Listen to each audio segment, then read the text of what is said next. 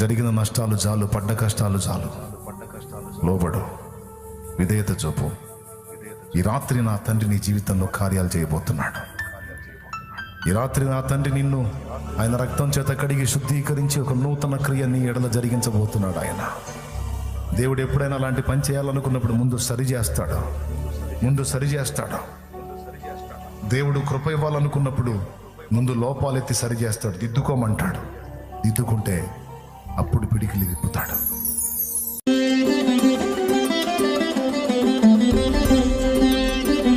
విశ్రాంతిలో ఉండు. సమస్తం దేవుడే చూసుకుంటున్నాడు, సమస్తం దేవుడే నెరవేరుస్తున్నాడు. అయితే ఎప్పుడు అంటే ఆయన చెప్పిన వాటిని బ్యాలెన్స్ చేసుకొని అప్పుడు విశ్రాంతిలో ఉండు. నువ్వు ఒక్కటే చూసుకో. నాన్న చెప్పినట్టు నేను జాగ్రత్త పడుతున్నానా, నాన్న చెప్పిన పద్ధతిలో చెప్పిన చిత్తములో నేను ఉన్నానా, దాన్ని దాటి వెళ్తే దెబ్బతింటా. అందులో నేను ప్రయాణం చేసినంత వరకు, ఆ చిత్తములో నేను ఉన్నంత వరకు ఇక నేను హాయిగా తరరే అనుకోవచ్చు. నువ్వు కూడా అనుకోవచ్చు. అది దాటి వెళ్తే నువ్వు ఇబ్బంది పడతావు. కానీ ఏం చేద్దాం, మనలో ఉన్న మూర్ఖత, దుష్ట స్వభావం శరీరంలో ఉంది కదా, అది చేస్తుంది. ఈరోజు దాన్ని గురించి మీ దృష్టికి తేవాలని నేను ప్రేరేపించబడ్డాను పరిశుద్ధాత్మ ద్వారా. దేవునికి మహిమ కలుగును గాక. మీకు ఎగ్జాంపుల్గా ఒక పర్సన్ చూపిస్తాను బైబిల్లో. సౌలు. ఇశ్రాయేలీయులు మాకు రాజు కావాలని కోరుకున్నప్పుడు, వినండిగా, ఒకసారి పక్కన వాళ్ళని చూడండి, చిన్నగా వెళ్తుంటారు.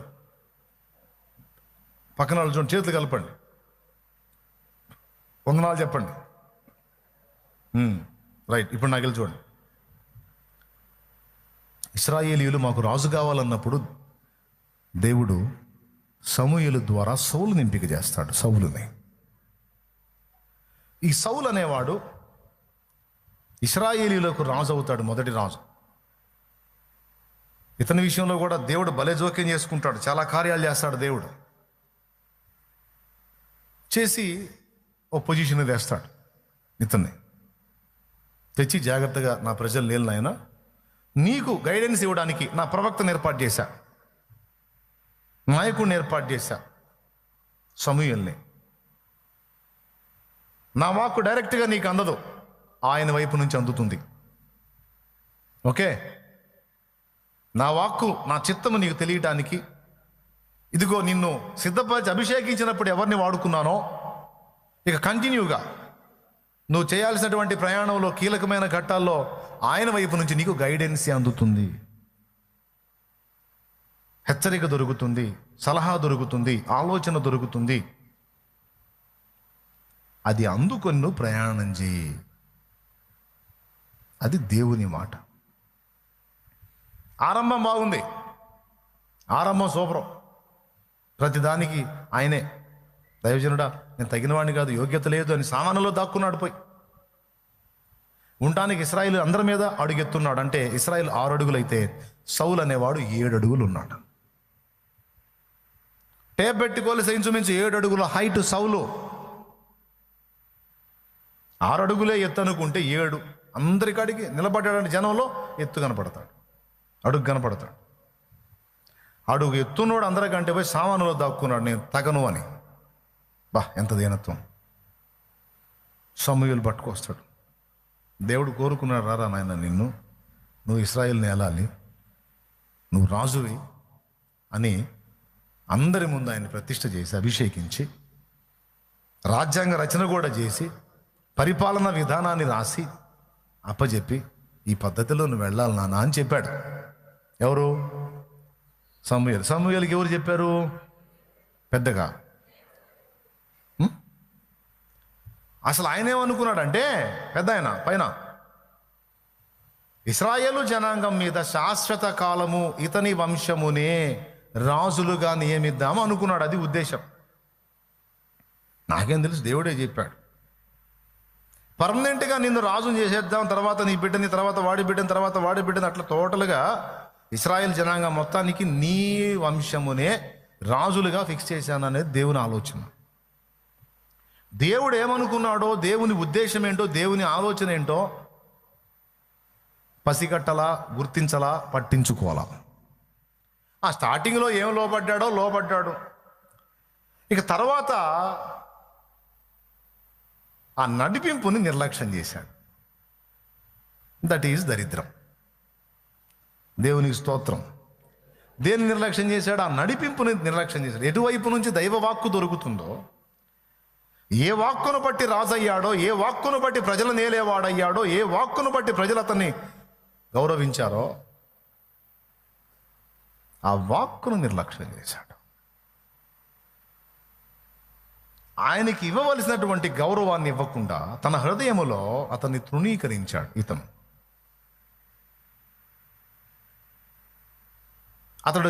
దగ్గర ఉన్న దరిద్రపు లక్షణం నేను చెప్పనా? సౌలు దగ్గర ఉన్న దరిద్రపు లక్షణం, విననోడు అసలు నేను వినను అనడు. విననోడు అసలు నేను విననండి, మీరేదో చెబుతా ఉంటారు, నేను వినను అనడు. గొడవ ఉండదు.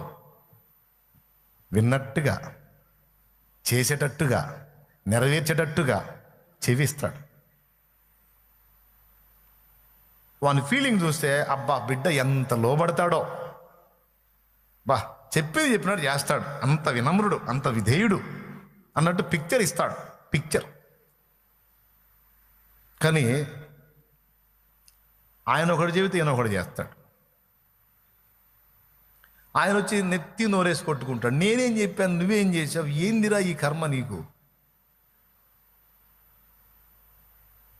నెత్తికి నోరేసి కొట్టుకొని మళ్ళీ పోయి ఏడిసి ఇతని కోసం ప్రార్థన చేస్తాడు. ఈ దరిద్రుడు, ప్రభా తెలిచావు, క్షమించు నాయనా అని మళ్ళీ వేడుకోవటం. ఈ తంతంతా మీరు సౌలు లైఫ్లో చూడొచ్చు, సమూయేలు జీవితంలో చూడొచ్చు. అసలు దైవస్వరం దొరకటమే ఒక ధన్యత అయితే, అది ఏ వైపు నుంచి నీకు ఏర్పరచబడిందో దాన్ని నిర్లక్ష్యం చేయటం ఎంత దరిద్రం అంటే, ఆరంభం ఒక ఆనందకరమైన ఆరంభము, ముగింపు ఒక విషాదాంతం. ఆరంభం గొప్ప విజయం. సౌలు రాజుగా ప్రతిష్ఠింపబడ్డ తర్వాత మొట్టమొదట చేసిన యుద్ధం సూపర్ సక్సెస్, ఘన విజయం. తర్వాత అన్ని వైఫల్యాలే. దేవుడు ఏదో అనుకుంటే ఏదో అయిపోయింది. చివరికి ఆస్థానం దావీదుకు దక్కింది. దేవునికి స్తోత్రం కలుగును గాక. ఎందుకు? దావీదు వినటమే కాదు, విన్నదాన్ని చొప్పున చేయటానికి త్వరపడతాడు. సౌలు అట్ట కాదు, వింటాడు, చెయ్యడు.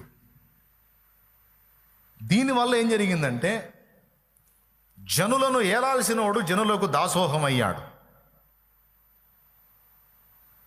ధైర్యంగా నిలబడి అందరినీ ధైర్యపరచాల్సినోడు భయం గుప్పెట్లో బ్రతికాడు. రాసుకో. నంబర్ 1, ఏలాల్సినోడు దాసుడుగా మారాడు.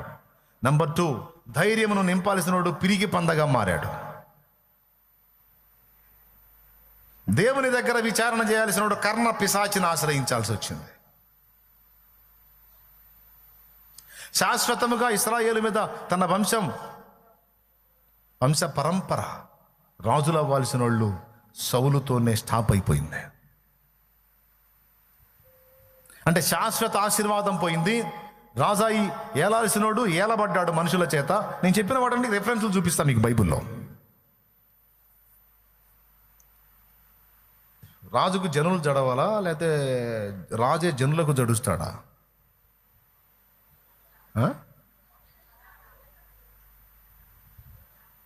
దైవ వాక్కును తిరస్కరించి, దేవుని వాక్కును తృణీకరించి, నేర్చుకోవటం మానేసి,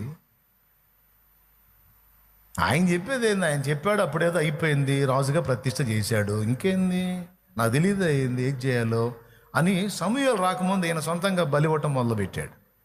1, 2, అమాలేకులను హతము చెయ్యని ఆజ్ఞ ఇస్తే జనాలు కోరుకున్నారని క్రొవ్విన వాటిని, శపితమైన వాటిలో క్రొవ్విన వాటిని తెచ్చుకున్నాడు. ఏందిరా ఈ పని అని ఆయనకి అద్దిస్తే ఆయన గొంగళి దుప్పటి, ప్రవక్త మీద ఉండే దుప్పటి పట్టుకొని లాగితే పర్రమని చినిగింది. ఎంత రెక్లెస్, ఎంత తృణీకార భావం. ఇవన్నీ సౌలు జీవితంలో జరిగిన. ఇంటికి పోయి ధ్యానించండి. ఏ వాక్కును బట్టి కృప పొందావో ఆ వాక్కును తృణీకరించుట ద్వారా కృప పోగొట్టుకొని ఏదో అవ్వాల్సినోడివి ఏదో అయ్యావు. ఏనుగైద్దిరా అంటే పీనుగైనట్టు అయింది బతుకు. స్తోత్రం. బ్రదర్స్ లైన్లో ఉన్నారా? ఎంతమంది లైన్లో ఉన్నారు? 2 చేతులు చెప్పండి స్తోత్రం. వాక్కును తృణీకరించి భ్రష్టు పట్టిన వాడు ఒకడైతే, వాక్కును గౌరవించి గయ్యుకొని ధన్యుడైన వాడు రెండోవాడు దావీదు. ఇప్పుడు దావీదు అని పేరు పెట్టుకున్నారు కొంతమంది, కానీ దావీదుకున్న విధేయత వెళ్ళకలేదు. కొంతమంది దావీదులు ఉన్నారు. ఇక్కడ కూర్చున్న వాళ్ళు కూడా దావీదులు ఉంటారు.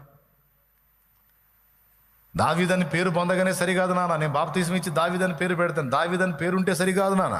దావీదు లైఫ్ ఉండాలి, దావీదు విధేయత ఉండాలి. దావీదు గొప్పతనం ఏంటో తెలుసా? దేవుడు నియమించిన ప్రవక్తలను గౌరవించాడు. సౌలు దరిద్రం ఏందో తెలుసా? దేవుడు నియమించినటువంటి ప్రవక్తను తృణీకరించాడు, దైవ వాక్కును నిర్లక్ష్యం చేశాడు. దేవుని గ్రంథంలో ఒక మాట ఉంది, లూకాసు వార్త ఒకసారి తీయండి, ఒక మాట చూపిస్తాను ముగింపులో. లూకాసు వార్త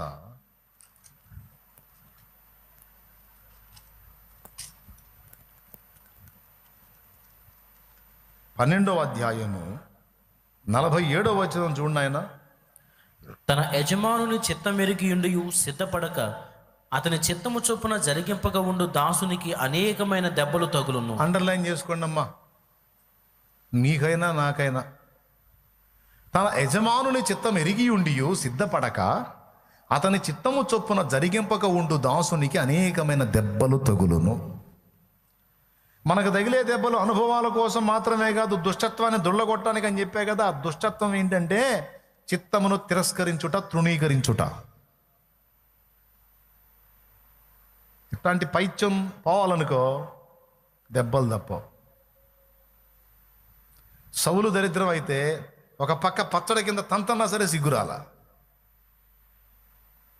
దావీదుకైతే ఒక్కటే దెబ్బ, లైన్లోకి వచ్చాడు. దావీదు లైఫ్ని అబ్జర్వ్ చేయండి మీరు, ఒక్కటే దెబ్బ లైన్లోకి వచ్చాడు. సౌలుని దారి పొడుగుతా దన్నినా సరే లోబడలా. దేవుడు కృపనివ్వటం, మళ్ళా ఛాన్స్ ఇవ్వటం, తృణీకరించటం. చివరికి ఏ గతి పట్టాడంటే తన కత్తి మీద తనే పడి ప్రాణం వదిలే పరిస్థితికి వచ్చాడు.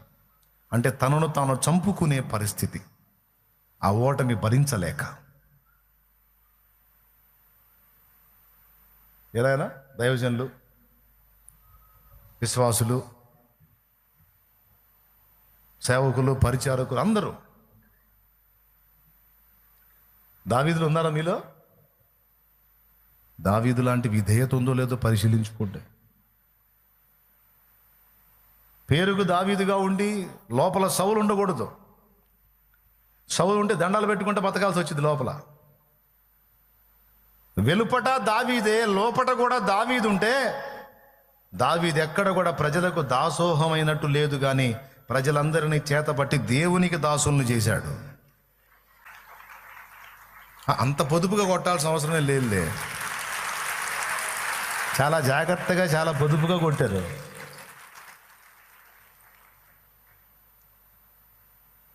అర్థమైందా? దావీదు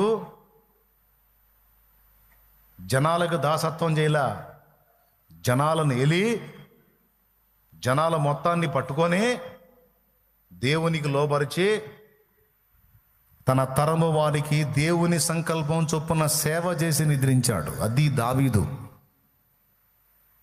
బయటికి దావీదు పేరు పెట్టుకొని లోపల సౌల్లా బతికితే దాసత్వం చేయాలి, దాసోహం అని బతకాలి. సంతానానికి వచ్చే దీవెన కూడా పోయిద్ది.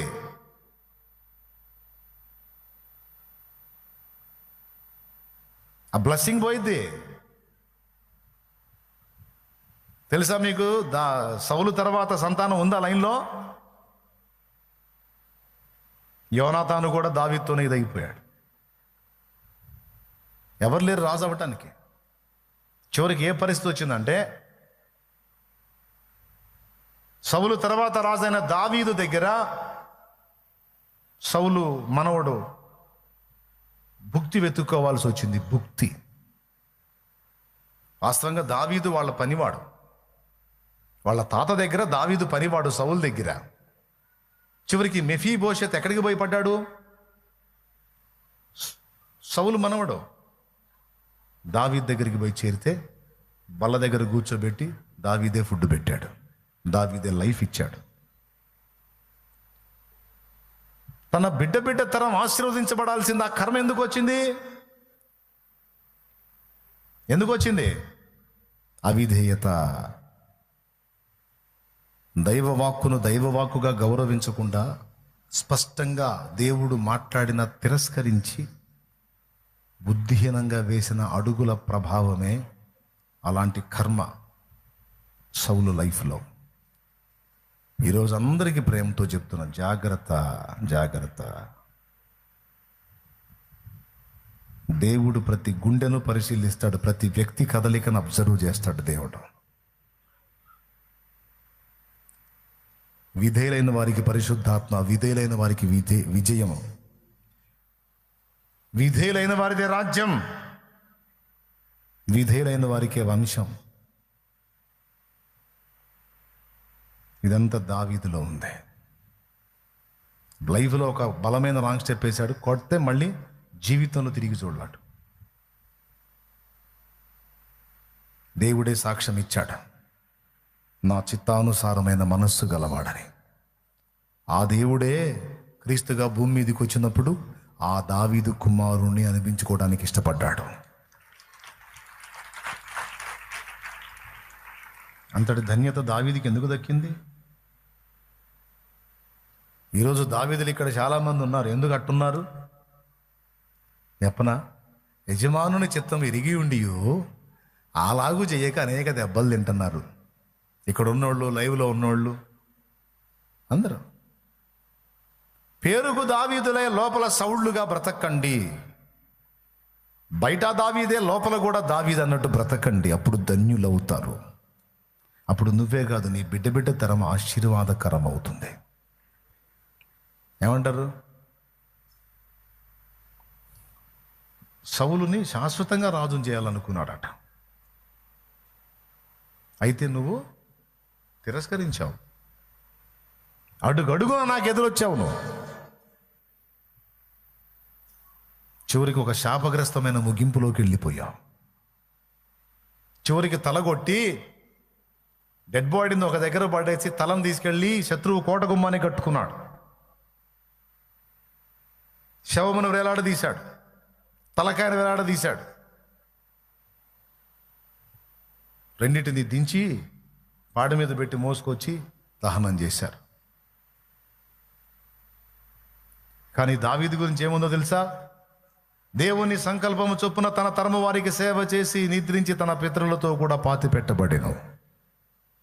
ఇప్పటికీ దావీదు సమాధి అడ్రస్ ఉంది, కానీ సౌలుది. ఎందుకు ఈ విషయాలు మాట్లాడుతున్నానంటే ఒక్కటే పాయింట్, ఒక్కటే అందరికీ ఇక ముగింపు. ఇక బైబిల్ కూడా మూసేస్తున్నా. స్తోత్రం చెప్పండి, 2 చేతులు ఎత్తి. నిజంగా చెప్పండి. సూటిగా సుత్తి లేకుండా డైరెక్ట్ పాయింట్కి వచ్చి మాట్లాడా. ఒక్కటే మిస్టేక్. దేవుని చిత్తం ఏంటో దేవుడు స్పష్టంగా తెలియజేస్తున్నా దానికి లోబడకుండా దైవ చిత్తమును తృణీకరించి అడుగులు వేయటం దెబ్బలకు కారణం, దరిద్రానికి కారణం, శాపగ్రస్తమైన అనుభవాలకు కారణం, దుఃఖానికి కారణం, ఓటమికి కారణం, వైఫల్యానికి కారణం, దాసత్వానికి కారణం, సంతానం యొక్క ఆశీర్వాదం కూడా బ్రేక్ అవ్వడానికి కారణం. ఎంతమందికి అర్థమైంది? అలా వద్దు, ఇప్పుడు చెప్పినవన్నీ రివర్స్ అవ్వాలి. వైఫల్యం వద్దు, విజయం కావాలి.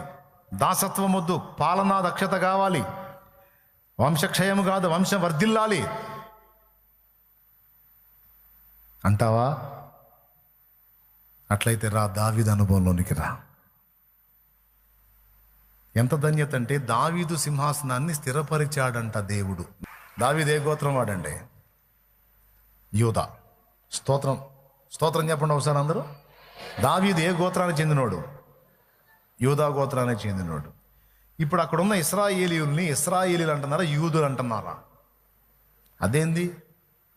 దానెటు పోయాడు, బెన్యామీను ఎటు పోయాడు, ఎఫ్రాయిము మనష్షే అర్ధగోత్రాలు ఎటు పోయినాయి, రూబేన్ ఎటు పోయాడు, షిమ్యోను ఎటు పోయాడు, ఇస్సాకారు ఎటు పోయాడు, జబూలన్ ఎటు పోయాడు, నఫ్తాలి ఎటు పోయాడు, గాదు ఎటు పోయాడు? ఏయి ఈ గోత్రాల పేర్లు వెయ్యి. వీళ్ళందరూ కలిసి ఇశ్రాయేలీలు, కానీ అందరినీ కట్టకట్టి యూదులు అంటున్నారు ఏంది? అన్ని గోత్రాలు మరుగైపోయి యోధా గోత్రం హైలైట్ అయింది. ఆ యూదా గోత్రంలోంచి వచ్చిన రాజు ఎవరు? సౌలేమో బెన్యామీను గోత్రీకుడు. యూదా గోత్రపు రాజు దావీదు. ఇప్పుడు అక్కడ ఉన్న వాళ్ళని యూదులు అంటున్నాం. యూదులు అంటే వాళ్ళ గోత్రాలు వేరు ఉంటాయి, కానీ అందరినీ కట్టగట్టి యూదులు. చూడండి ఒక్క యూదా ఎంత హైలైట్ అయ్యాడు. యూదా గోత్రం. యేసయ్య కూడా యూదా. వదిలే, పాటలు ఎక్కువ అవుతున్నాయి. ఏమండి? ఆయన ఎంత కృప పొందాడు దావీదు. కారణం విధేయత. ముక్కు మీద వేలుంచి, దావీదు నువ్వే ఆ మనుషుడు అంటే,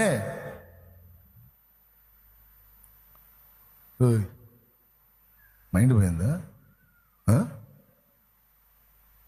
నువ్వు ప్రవక్త అయితే అత్తే ఎవరు అక్కడ? చిత్తం మహాబలి, నేను తీసుకెళ్ళి తల కొట్టేసేయండి అంటే అవుట్. సౌలు చేశాడు, అబ్యాతారుని చంపేశాడు, యాజక కుటుంబాన్ని హతం చేశాడు, చాలామందిని చంపాడు సౌలు. దావీదు జైలా. దావీదు గొర్రెలు కాసే స్థితిలో ఉన్న నిన్ను తీసుకొచ్చి రాజును చేసి, నీ శత్రువుల భార్యని నీ కౌగిటికిచ్చి, నీకేది తక్కువ కాకుండా చేశాడు నా ప్రభువు.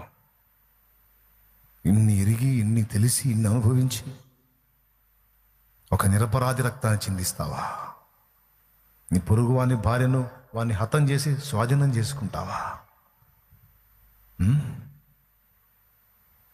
ఎవడు వాడు అని లేచావే.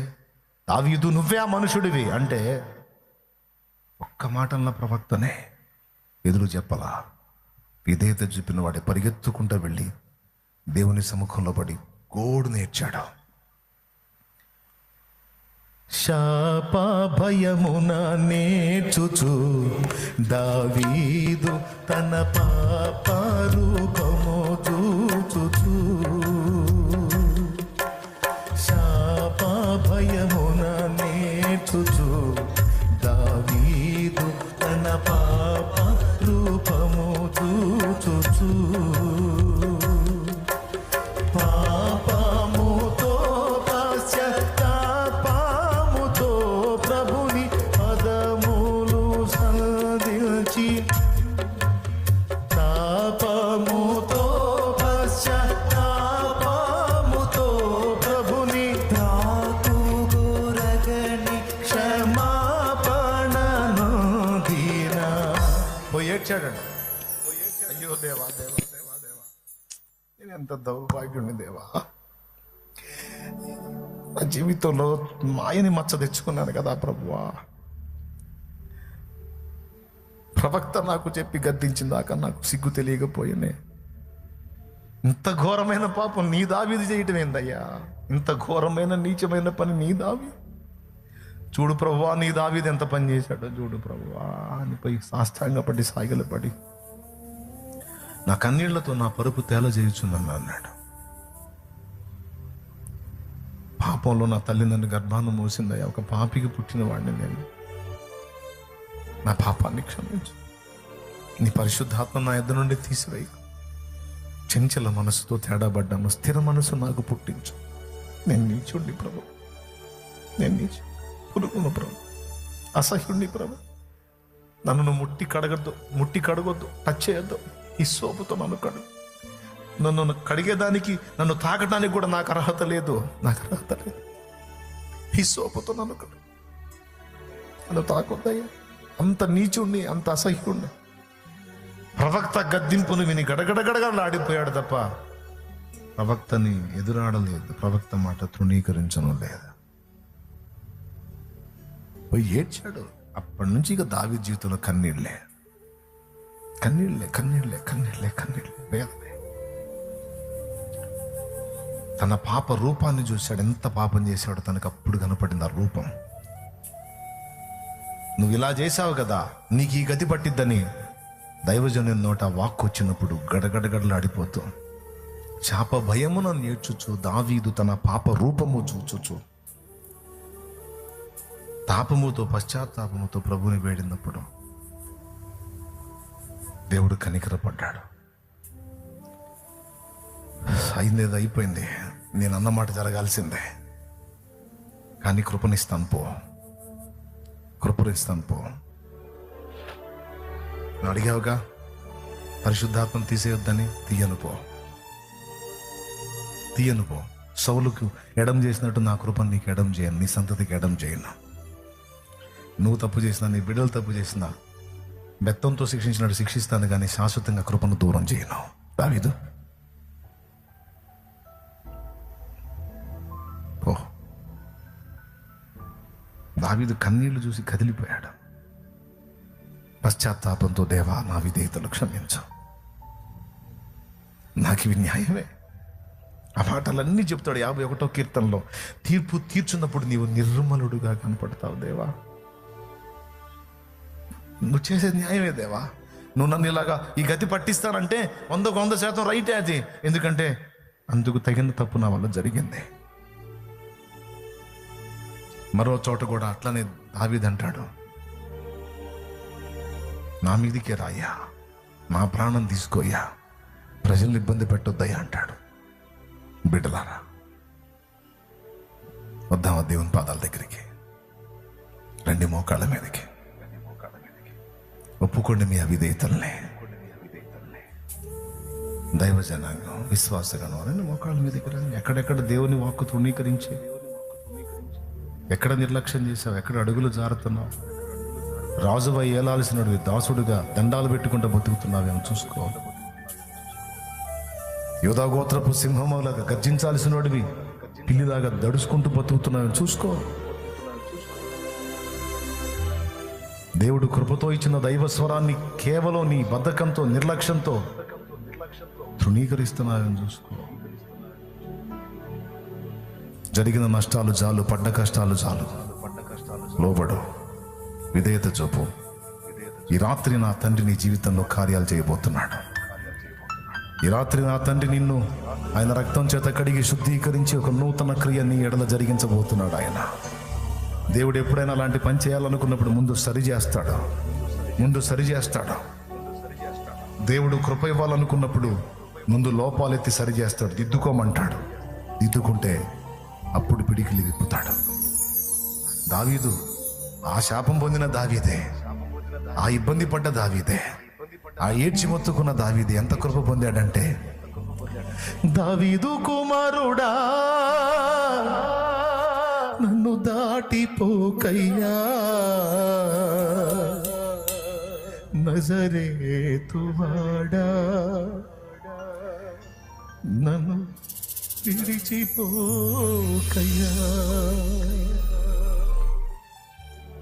దావీదు కుమారుణ్ణి నేనని చెప్పుకున్నాడు, ఇష్టపడ్డాడు. ఎందుకు తెలుసు? దావీదు గొప్పతనం ఏంటంటే ఒప్పుకోవటం, పశ్చాత్తాపడటం, దిద్దుకోవటం, సరి చేసుకోవటం, మళ్ళా బ్యాలెన్స్ అవటం, దేవుని చిత్తాన్ని గుర్తించి అడుగులేయటం, దేవుని సంకల్పం ఏదో తెలుసుకొని ఆ సంకల్ప ప్రకారం తన తరమ వారికి సేవ చేయడానికి తను అప్పగించుకోవటం. ఈ రాత్రి నీ జన్మ వెనక దేవునికి ఉన్న ఉద్దేశం, ప్రణాళిక ఏంటి? దేవుడు నీ జీవితంలో ఏ కార్యం చేయడానికి సంకల్పించాడు? దేవుడు నీతో ఏం మాట్లాడాడు, నువ్వేం చేస్తున్నావు? దేవుడు ఏం చేయమని నీతో మాట్లాడాడు, నువ్వేం చేస్తున్నావు? నీ ఆలోచనలు, నీ క్రియలు, నీ తలంపులు, నీ ప్రవర్తన. నీకు బుద్ధి చెప్పుచున్న వారిని తృణీకరిస్తున్నావా? అది సౌలు అనుభవం.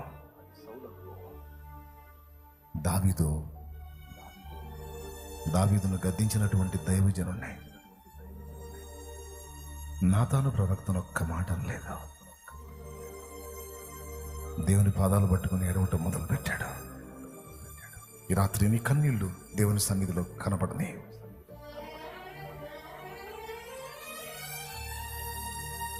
నీ కన్నీళ్లు దేవుని సన్నిధిలో కనబడని. ఒప్పుకో, నీ అవిధేయతలు ఒప్పుకో.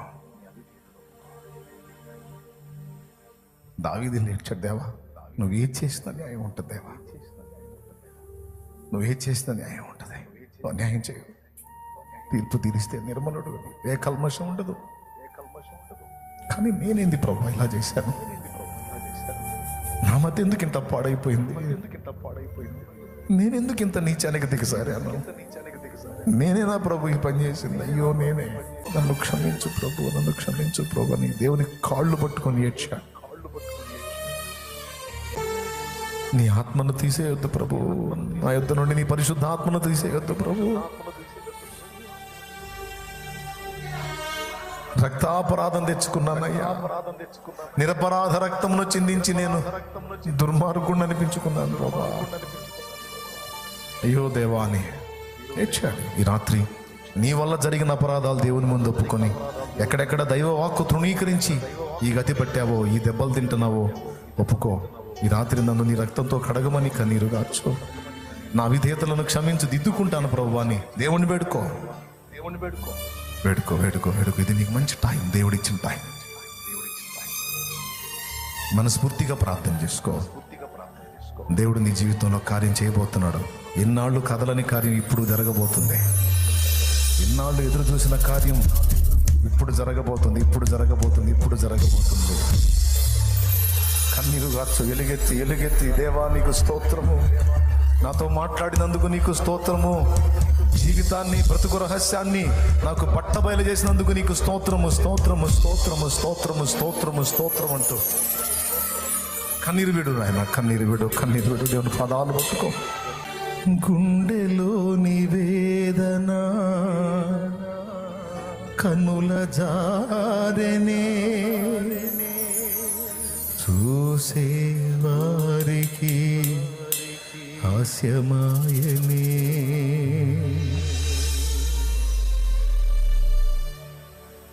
దేవా నా బ్రతుకు ఇలా అయిపోయింది, నవ్వుల పాలు. అందులో నా హస్తం ఉంది, నా విధేయత ఉంది. నన్ను మన్నించాలి తండ్రి తమరు, నన్ను మన్నించాలి తండ్రి తమరు, నన్ను క్షమించాలి తండ్రి. నన్ను ముట్టి నన్ను తాకి కడిగేదానికి నాకు అర్హత లేదు. అసహ్యుడిని ప్రభు, అసహ్యురాలిని ప్రభు. హిస్సోపుతో నన్ను కడుగు, హిమము కంటే తెల్లగా నీ రక్తముతో, నీ రక్తముతో. నాడు దావీదు హిస్సోపు అన్నాడు, నేనైతే నీ రక్తమును ఆశ్రయిస్తున్నా. నా శరీరము లోకము నన్ను కాటేసింది ప్రభు. గుండెలోని వేదన కనుల జారెనే, చూసే వారికి హాస్యమాయనే. కన్నీళ్లకు కరగని లోకం కాటేసనే, కన్నీళ్లకు కరగని లోకం కాటేసనే.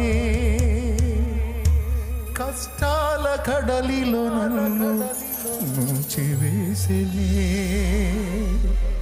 కష్టాల కడలిలో నన్ను ముంచివేసనే. ఓ యేసయ్యా, యేసయ్యా నీవే ఆధారం. ఓ మెస్సయ్యా, మెస్సయ్యా నీవే ఆశ్రయం. ఓ యేసయ్యా, యేసయ్యా నీవే ఆధారం.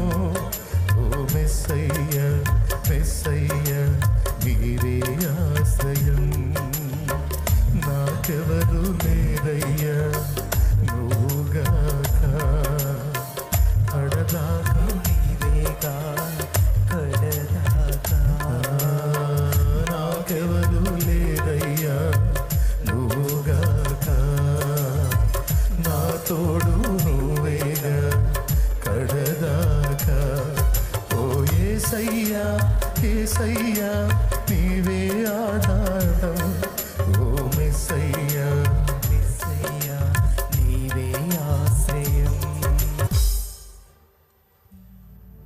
అడుగు. నన్ను ఈ రాత్రి దర్శించమని అడుగు. నన్ను పరిశుద్ధపరచమని అడుగు. నీవు నీ చిత్తం నాకు స్పష్టపరిచిన నేను లోబడలేదు, నన్ను క్షమించమని అడుగు. ఇక నుంచి నీ మాట చొప్పున లోబడతాను తండ్రి అని అడుగు. ఇక దిద్దుకుంటాను తండ్రి, నీ మాటకు విధేయత చూపుతాను తండ్రి, నన్ను క్షమించు తండ్రి అని అడుగు. ఆయన కృప చూపుటలో ఐశ్వర్యవంతుడు, కనికర సంపన్నుడు. నిన్ను ఆయన దగ్గరకు తీసుకుంటాడు. ఆయన కౌగిట్లో నిన్ను దాచుకుంటాడు. ప్రేమపూర్వకమైన ముద్దుతో నిన్ను ఆశీర్వదిస్తాడు. నా కుమారి, కలత చెందకు, నేను నిన్ను క్షమిస్తున్నాను, ఇది మొదలుకొని దిద్దుకో అని నా తండ్రి నీతో మాట్లాడతాడు. నా కుమారుడా, కలత చెందకు, ఒప్పుకున్నావు, మంచిది, సరి చేసుకున్నావు, సంతోషం, ఇంకా విధేయత చూపుకో. నేను నిన్ను ఉన్నత స్థలముల మీద ఉంచాలనుకుంటున్నాను. నిన్ను శాశ్వత శోభాతిశయముగాను తరతరములకు సంతోష కారణంగా చేయాలని కోరిక కలిగి ఉన్నాను. నా కుమారుడా, నా కుమారుడా, నా కుమారుడా. యాకోబు, నేను పిలిచిన ఇశ్రాయేలు, భూమి యొక్క దిగంతములు దాని కొనల నుండి నేను పిలుచుకొనినవాడా, భయపడకు, నేను నీకు సహాయం చేసేదను. నూర్పిడి మ్రానుగానే నిన్ను చేస్తాను. దేశం యొక్క ఉన్నత స్థలముల మీదకి నేను నిన్ను ఎక్కిస్తాను. నిన్ను ఆశీర్వదించు.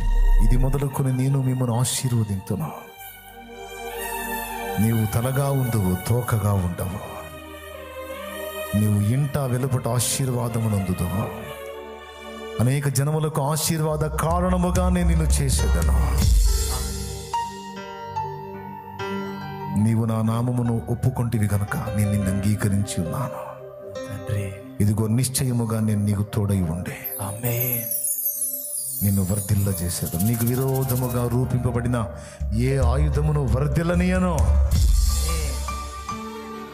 పర్వతాలు తొలగినను, మెట్టలు తత్తరిలినను, నా కృప నిన్ను విడిచిపోదు.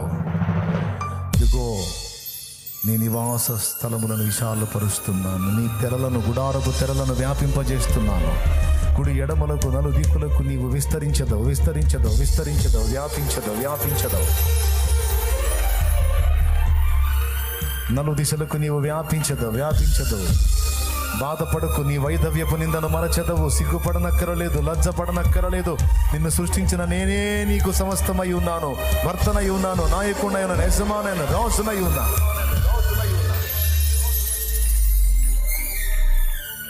నిమిషమాత్రము నీ మీద కోపగించి తిని గొప్ప వాత్సల్యముతో నిన్ను సమకూర్చేదను. ప్రయాసపడి గాలివాన చేత కొట్టబడి ఆదరణ లేక ఉన్నదానా, ప్రయాసపడి గాలివాన చేత కొట్టబడి ఆదరణ లేక ఉన్నదానా, నీలాంజనములతో నేను నిన్ను కట్టుదను. నీ గుమ్మములను, నీ ప్రాకారములను కట్టుదను. నిన్ను సమకూరుస్తాను. అనేక జనములకు నీవు అప్పించేదవుగా అప్పు చెయ్యవు. నీవు పట్టణములో దీవింపబడదవు, పొలములో దీవింపబడదవు. నీ గంపయు, పిండి పీసుకు, నీ తొట్టియు ఆశీర్వదించబడను. నీ కోట్లలో ధాన్యము సమృద్ధి, నీ ద్రాక్ష గానుగల్లో ద్రాక్షరసము పొర్లి పారునట్టు నేను చేసేదను. నీవు పట్టణములో, పొలములో, ఇంట, బయట ఆశీర్వాద కారణంగా ఉంటావు. నీ ప్రయత్నములన్నిటిలో నేను నీకు తోడై ఉంటాను. నా మాటలు తృణీకరించకుండా నువ్వు జాగ్రత్త పడు. ఇది మొదలుకొని విధేయత చూపు. నీ మార్గములను దిద్దుకో. నా మార్గాల్లో నడు. నా దేవా, నీకు వందనాలు, వందనాలు, వందనాలు, వందనాలు. ఈవేళ నీవు అందించిన ఈ మాటలన్నిటి కొరకై స్తోత్రము, స్తోత్రము, స్తోత్రము, స్తోత్రం. మా బిడ్డలు ఎంతమంది ఎన్ని రకాల పరిస్థితుల్లో ఉన్నారో నీ వాక్కు వెల్లడి చేశావు. నేనే నిన్ను స్వస్థపరచి యెహోవాను, నిశ్చయముగా నేను నిన్ను బాగు చేసేదను. 15 సంవత్సరముల ఆయుష్యమును నీకు ఇచ్చేదను అని నాడు భక్తునితో పలికినట్టు నేడు దేవుడు నీతో పలుకుతున్న మాట. నిన్ను స్వస్థపరచు యెహోవాను నేనే. నా గాయములలోని స్వస్థత నీకు, నా గాయములలోని స్వస్థత నీకు. విధేయులైన పిల్లలతో నా తండ్రి మాట్లాడుతున్నాడు. లోబడుతున్న పిల్లలతో నా తండ్రి మాట్లాడుతున్నాడు. కన్నీరు మున్నీరై పశ్చాత్తాపడుతున్న నా సోదరి సోదరులతో నా తండ్రి మాట్లాడుతున్నాడు. బాగు చేసే నా దేవుడు మాట్లాడుతున్నాడు. బ్రతికించే నా దేవుడు మాట్లాడుతున్నాడు. విడిపించే నా దేవుడు మాట్లాడుతున్నాడు. నేను నీ ఇంటి వారిని దర్శించబోవచ్చున్నాను. నీ ఇంటి వారిని దర్శించబోవచ్చున్నాను. నీ కుటుంబం రక్షింపబడుతుంది. నీవును నీ ఇంటి వారు రక్షణ పొందుదురు. నీవును నీ ఇంటి వారు రక్షణ పొందుదురు. ఇంటి వారు రక్షణ వస్త్రము ధరించుకుంటా. నిన్ను అనేక జనములకు ఆశీర్వాదకరంగా వాడుకోబోతున్నాను. ఒకటి కాదు, రెండు కాదు, అనేక ప్రాంతములలో నిన్ను నిలబెట్టబోతున్నాను. అనేక ప్రదేశములలో నేను వాడబోతున్నాను. దేవా, నీ వాక్కు చొప్పున ప్రతిదీ నెరవేరుగాక, ప్రతిదీ నెరవేరుగాక, ప్రతిదీ నెరవేరుగాక, ప్రతిదీ నెరవేరుగాక. నీ సన్నిధిలో నాయన బిడ్డలందరినీ కూడా పేరు పేరున దీవించు. కన్నీరు తుడు, వేదనలు తొలగించు, సమాధానముతో నింపు. మా దేశమును దర్శించు, రాష్ట్రమును దర్శించు, ప్రపంచమును దర్శించు. త్రాగుడు, వ్యభిచారము, జోదము, దొంగ. ఈ రాత్రి ఇక్కడ చేరిన బిడ్డలందరి మీదికి నీ హస్తము రాని. ఎవరు ఏ ప్రాబ్లంలో ఉన్నారో అన్ని ఎరిగిన దేవుడు నువ్వు. గొప్ప సమాధానమే. నీ పిడికిలి విప్పి నీ బిడ్డలకు ఆహారం ఇవ్వు. అద్భుతాలు చెయ్యి. దిద్దుకుంటారు ప్రభు, దిద్దుకున్నారు ప్రభు, సరి చేసుకున్నారు. నీ బిడ్డల ఆత్మీయ జీవితం తిరిగి కట్టు. నీ కృతజ్ఞతలు చెల్లిస్తూ యేసు నామములో ప్రార్థించి నేను మహిమపరచుకుంటున్నాం తండ్రి. ఆమేన్.